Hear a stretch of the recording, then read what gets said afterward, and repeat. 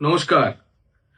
লালু আলমের লাঠি, মাননীয়ার ব্রেন আর পশ্চিমবঙ্গের কয়লা পাচার, এই তিনটি এখন ওতপ্রোতভাবে জড়িয়ে গেছে। কিন্তু দেখুন, লালু আলমের লাঠি বা মাননীয়ার ব্রেনের উপর তো আমার নিয়ন্ত্রণ নেই।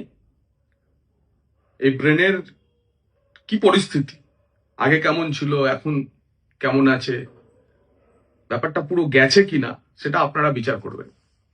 কিন্তু কয়লা পাচার নিয়ে গতকাল এবং আজ তিনি আমার নামে কিছু অভিযোগ তুলেছেন। গতকাল তো সরাসরি জগন্নাথ চট্টোপাধ্যায় বলেছিলেন, আজকে বলেছেন জগন্নাথ বিজেপির বড় ডাকাত।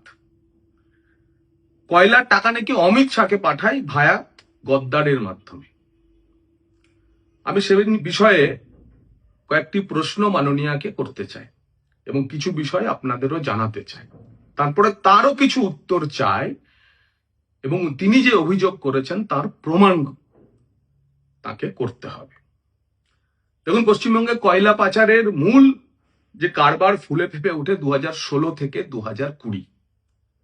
2016 সালে সরকারে আসার পর পশ্চিমাঞ্চলে কয়লা পাচার প্রাতিষ্ঠানিক রূপ পায় পুলিশ প্রশাসন এবং শাসক দলের ছত্রছায়ায়। এই 16 থেকে 20 সেই সময় আমি রাজনীতিতে ছিলাম না, আমি ছিলাম সাংবাদিক। এবং ঘটনাচক্রে কয়লা কেলেঙ্কারির প্রথম খবর, লালার ডায়েরির খবর এই শ্রীমানই করেছিল। লাল ডায়েরি, লাল ডায়েরি, লাল ডায়েরি। লালার ডায়েরির প্রথম পাতা লাল ছিল কিনা জানি না, কিন্তু কয়েক হাজার পাতা যে ডায়েরির পাতা সংগ্রহিত হয়েছিল তার কয়েকশো পাতা আমার কাছেও আছে। আপনাদের দেখাই সেই লালার ডায়েরির কয়েকটি পাতা, এরকম কয়েকশো পাতা আমার কাছেও আছে। এই যে কোন ডেটে কাকে কার মাধ্যমে লালা টাকা দিয়েছিল তা সব এভাবেই লিপিবদ্ধ করে আছে। মাননীয়ার কাছে বলতে চাই যে আপনি চ্যালেঞ্জটা নেবেন নাকি? এই লালার ডায়েরির প্রতিটি পাতা ফাঁস করব।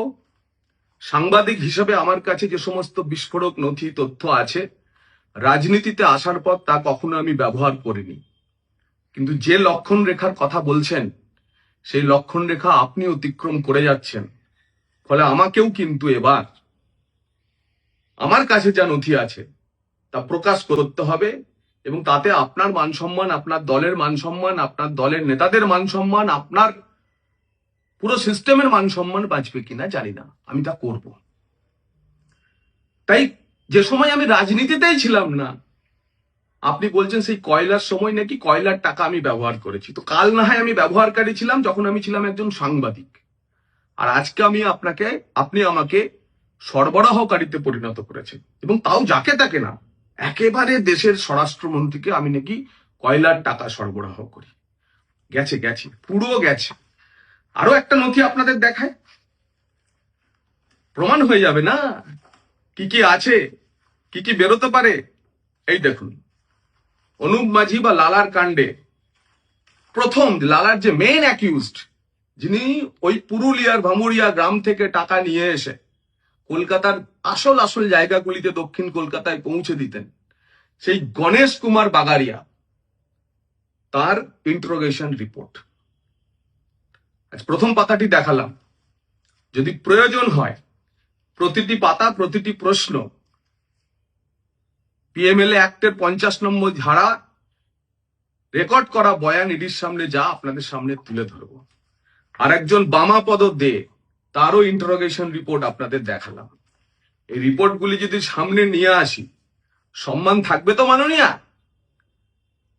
চ্যালেঞ্জ যদি নিচ্ছেন তাহলে ভালো করে চ্যালেঞ্জ নিন। আর আপনি বলেছেন পেন ড্রাইভ আছে, প্রকাশ করুন পেন ড্রাইভ। সাংবাদিক হিসাবে এবং তারপরে পশ্চিমবঙ্গের কয়লা পাচার চক্রে নিয়ে সবচেয়ে সক্রিয়, সবচেয়ে বেশি লেখালেখি যদি কেউ করে থাকে এই শ্রীমান। এই কয়লাতন্ত্রের একজনও আর কাঠি থেকে শুরু করে অন্য কেউ, যে কেউ বলুক এসে সামনে, তারা আমাকে চেনে জানে। লালু আলমের লাঠি আর আপনার ব্রেনের কি রসায়ন আমি জানি না, তার জন্য আমাদেরকে কেন আপনি এভাবে আক্রমণ করছেন? কেন হেনস্থা করছেন? এভাবে প্রকাশ্যে বলে আমাদের ভাবমূর্তি নষ্ট করার চেষ্টা করছেন। আপনি লালু আলমের লাঠি এবং আপনার ব্রেনের রসায়নটা ঠিক করে নিন। 2016 সাল থেকে 2026 সাল 10 বছর এই যে চক্র চলছে কয়লা পাচার, তার আগেও চলেছে, অজস্র মামলা হয়েছে, অজস্র এফআইআর হয়েছে। তাতে আপনার কিছু এফআইআর তার সঙ্গে সরাসরি যোগ আপনার ভাইপোরও রয়েছে। কোথাও একটা জিডি এন্ট্রি আছে আমার নামে? এফআইআর তো দূরের কথা, জিডি এন্ট্রি আছে?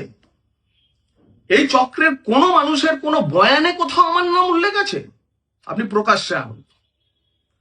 48 ঘন্টার মধ্যে ওই পেন ড্রাইভ এবং সেখানে আমার কি যোগ তা যদি প্রকাশ্যে না আনেন, আপনার বিরুদ্ধে আইনি ব্যবস্থা নিতে বাধ্য হব। এবং আপনিও তৈরি থাকুন, যে জিনিস গত 10 বছরে কখনো প্রকাশ পায়নি, এবার ধীরে ধীরে সব তা প্রকাশ করে ছাড়বো।